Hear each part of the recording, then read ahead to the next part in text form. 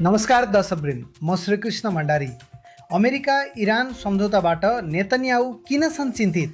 जान्नुस् 5 कारण। इजरायलका प्रधानमन्त्री बेन्जामिन नेतन्याहुले आफू अमेरिकी राष्ट्रपति डोनाल्ड ट्रम्पका सबै इच्छा अनुसार काम नगर्ने बताएका छन्। उनले फेरि पनि भने कि आवश्यक परेसम्म इजरायली सेना दक्षिणी लेबनानमा रहनेछ। उनले भने, हामी स्वतन्त्र र गौरवशाली देशका नेताहरू हौँ। कहिलेकाहीँ हाम्रो विचार फरक हुन्छ। हामी आफ्ना हितका लागि उभिन्छौँ। म इजरायलको हित र यसको सुरक्षाका लागि उभिएको छु। नेतन्याहुले भनेका छन्, हामी दक्षिणी लेबनानको सुरक्षा क्षेत्रमा त्यतिन्जेल रहन्छौँ जबसम्म उत्तरमा बस्ने हाम्रो जनताको र सम्पूर्ण देशका नागरिकहरूको सुरक्षाका लागि आवश्यक हुन्छ। उनको यो बयान ट्रम्पले लेबनानमा इजरायली कारबाहीबारे दिएको आलोचनात्मक अभिव्यक्तिपछि आएको हो। पछिल्लो हप्ता फ्रान्समा भएको G7 बैठकका क्रममा अमेरिका र इरान बीच युद्ध विराम विस्तार गर्ने सम्झौतामा हस्ताक्षर भएको थियो। यस सम्झौतामा लेबनानसहित सबै मोर्चामा युद्ध रोक्ने शर्त राखिएको छ। पछिल्लो हप्ता G7 शिखर सम्मेलनमा ट्रम्पले इजरायलको लेबनान आक्रमणलाई अनावश्यक भनेका थिए। ट्रम्पले भनेका थिए, इजरायल हिजबुल्लासँग धेरै लामो समयदेखि लडिरहेको छ, जसले धेरै मानिसको मृत्यु भएको छ। तपाईँ कुनै समूहलाई खोज्दै गर्दा पुरा क्षेत्र ध्वस्त गर्नु उचित होइन। यसैबीच अमेरिका इरान सम्झौतालाई नेतन्याहुका लागि ठूलो झट्का मानिएको छ। 5 कारण जसले नेतन्याहुलाई सम्झौताप्रति असहज बनाएका छन्। पहिलो, सम्झौतामा इजरायललाई बेवास्ता गरिएको।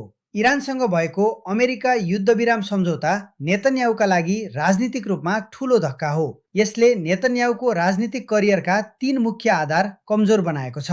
नेतन्याहुले आफूलाई अमेरिकाको नजिकको साझेदार र प्रभावशाली नेता भनेर प्रस्तुत गर्दै आएका थिए, तर यसपटक अमेरिका इरान सम्झौतामा उनलाई बेवास्ता गरियो। ट्रम्पले भने, हामी बिना इजरायल नै हुँदैन थियो।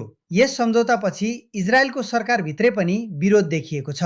कट्टर दक्षिणपन्थी मन्त्री इतामार बेन क्विरले भने, हामी यो सम्झौतासँग बाध्य छैनौँ।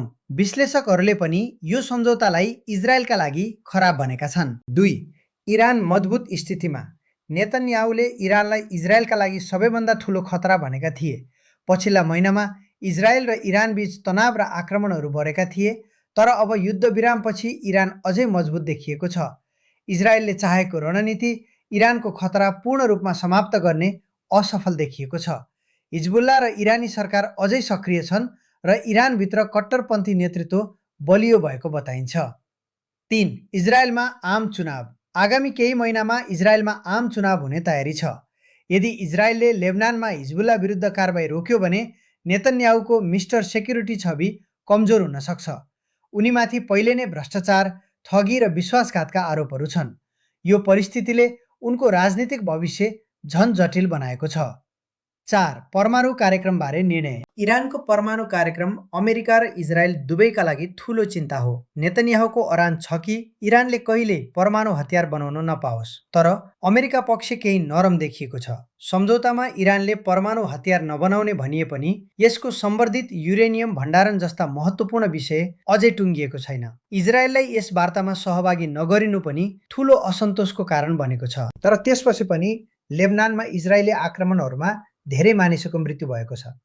इरानले यसलाई सम्झौताको स्पष्ट उल्लङ्घन भनेको छ। सम्झौताको पहिलो अनुच्छेदमै भनिएको छ, अमेरिका, इरान र उनका सहयोगीहरूले सबै मोर्चामा सैन्य गतिविधि तुरुन्त र स्थायी रूपमा समाप्त गर्नेछन्, जसमा लेबनान पनि समावेश छ।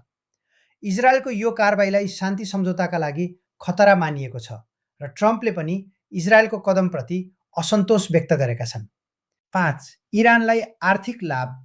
सम्झौता अनुसार इरानले तेल र पेट्रोकेमिकल निर्यात पुनः सुरु गर्न पाउने, रोकिएको सम्पत्ति फिर्ता पाउने र ठूलो आर्थिक सहयोग पाउने सम्भावना छ। यसले इरानलाई आर्थिक रूपमा अझ बलियो बनाउनेछ। साथै इरानले होर्मुज जलडमरु मार्फत विश्व तेल आपूर्तिमा प्रभाव पार्ने क्षमता देखाइसकेको छ। अमेरिकाले $300 अर्ब फन्डबारे स्पष्टता दिएको छैन, तर यस्तो सम्भावित सहयोग इजरायलका लागि चिन्ताको विषय हो। हस्त दर्शकवृन्द, आजको कार्यक्रमबाट बिदा चाहन्छु। यहाँको समय शुभ बितोस्।